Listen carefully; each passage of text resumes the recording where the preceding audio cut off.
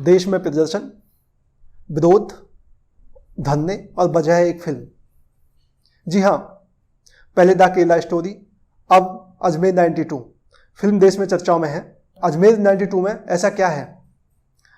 कुछ लोग इसको बंद कराने की मांग कर रहे हैं, तो कुछ लोग धर्म विशेष पर हमला बता रहे हैं। एक विशेष वर्ग इसे बैन कराने की मांग कर रहा है। आखिर क्या है इस फिल्म में? यह फिल्म आधारित है 1992 में हुए अजमेर में सेक्स स्कैंडल कांड पर, जिसमें 200 से ज़्यादा लड़कियों के साथ में गैंग रेप और ब्लैकमेलिंग हुआ था। आखिर कौन लोग थे जिन्होंने इस शहर पर दाग लगाया? नमस्कार, मेरा नाम है अमित सोलंकी और आप देख रहे हैं क्राइम आजकल। 2 साल पहले पॉक्सो कोर्ट में एक महिला रो पड़ती है, चीखते हुए कहती है, अब तो छोड़ दो। 30 साल हो गए, किस किस को बताऊं, कैसे कैसे बताऊं, क्या क्या हुआ था, कैसे कैसे किया था, किस किसने किया था। अब मैं दादी हूं। आखिर कौन है ये महिला? ये महिला उन्हीं 200 महिलाओं में से है जो 1992 में 17 से 20 साल की हुआ करती थी, स्कूल कॉलेज की छात्राएं हुआ करती थी।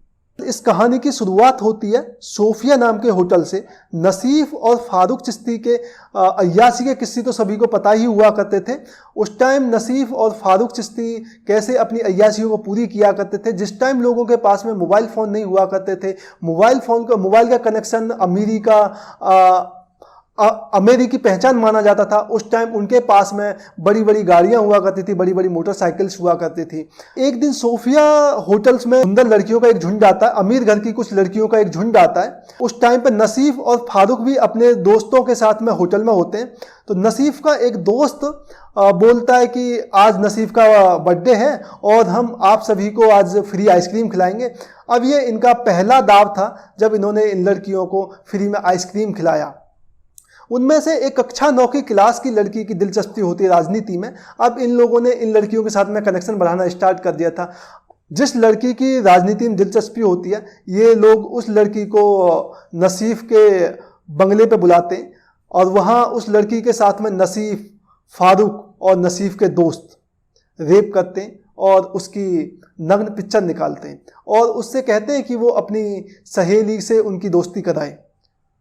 अब वो उस लड़की को ब्लैकमेल करते हैं। अब वो लड़की मजबूर होकर अपनी दोस्त से उन लोगों की दोस्ती कराती है। अब वो लोग उस लड़की को भी बंगले पे लेके आते हैं, कभी बंगले पे, कभी फार्म हाउस पे, शहर के बाहर बड़े बड़े होटल्स में। तो वो अपनी सहेली को लेके आती है, फिर उसकी सहेली के साथ भी वही करते हैं जो उस लड़की के साथ किया, उसकी भी नग्न पिक्चर निकालते हैं, उसके साथ भी गैंग रेप करते हैं, उसकी भी नग्न पिक्चर निकालते हैं। अब 1 से 2, 2 से 4, 4 से 10, 10 से 20, 20 से 50, 50 से 100, 100 से 200 तक ये कहानी पहुंच जाती है।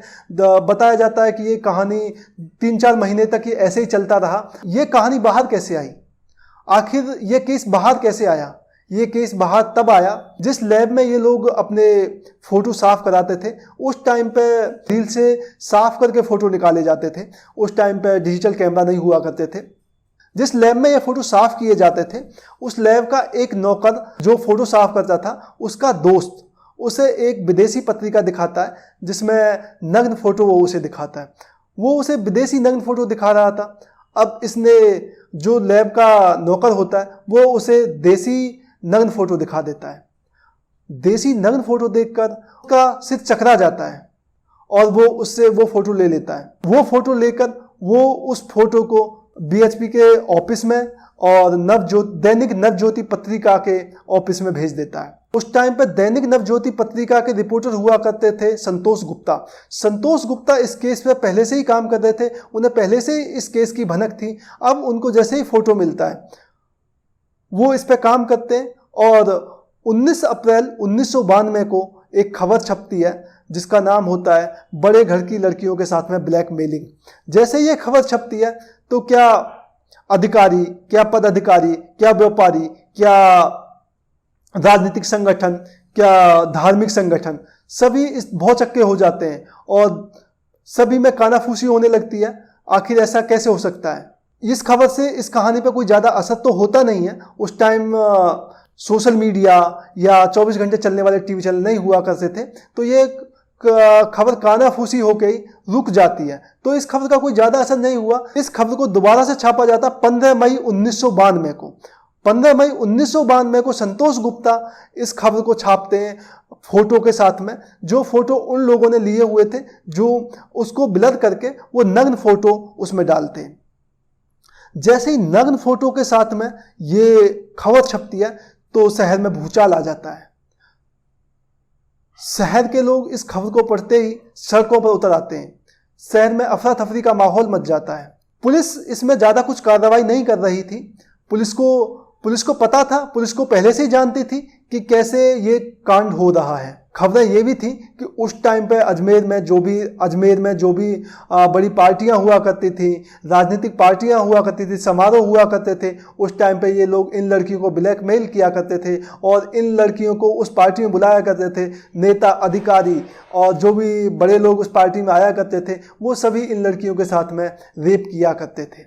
पुलिस और प्रशासन इस समय ज़्यादा कुछ कर नहीं रहा था। ज़्यादा कुछ इसलिए नहीं कर रहा था कि जो लोग इस केस से जुड़े हुए थे वो बड़े लोग थे, पावरफुल लोग थे, सफ़ेद पोश थे और समाज सेवी के क्लेवर में थे।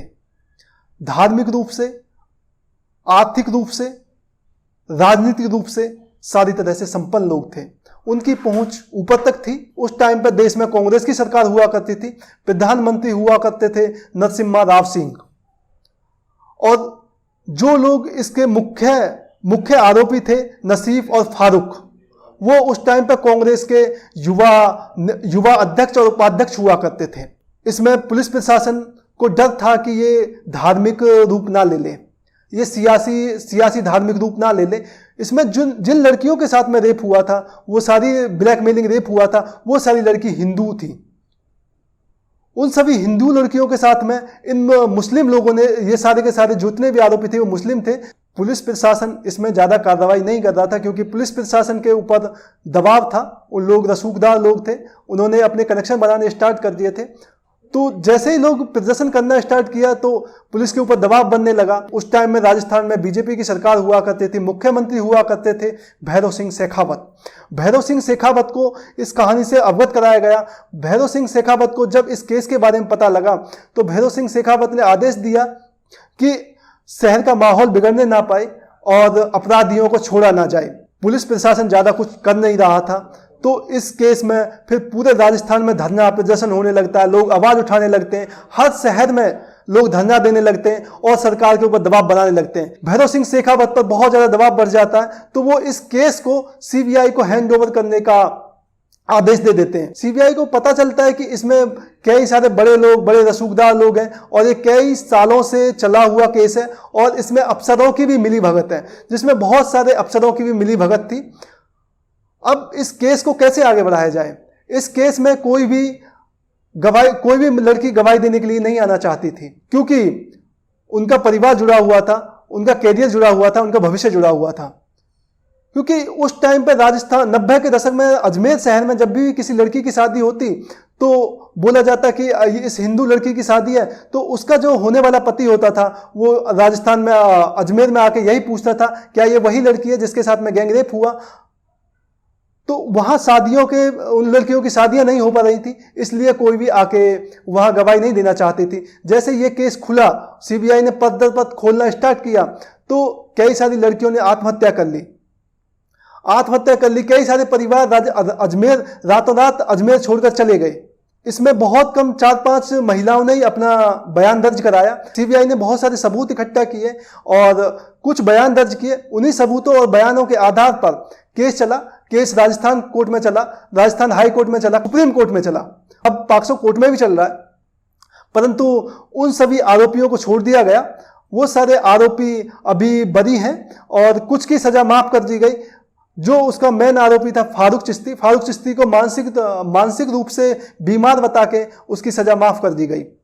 नसीफ चिश्ती जो दरगाह में अभी दरगाह का खादिम है और पिछले साल उसने एक बयान दिया था नूरपुर शर्मा पर, जो उसका सर लाएगा उसको वो अपना घर गिफ्ट देगा। वो पुलिस ने उसे उसमें गिरफ्तार किया था परंतु उसे बाद में छोड़ दिया गया।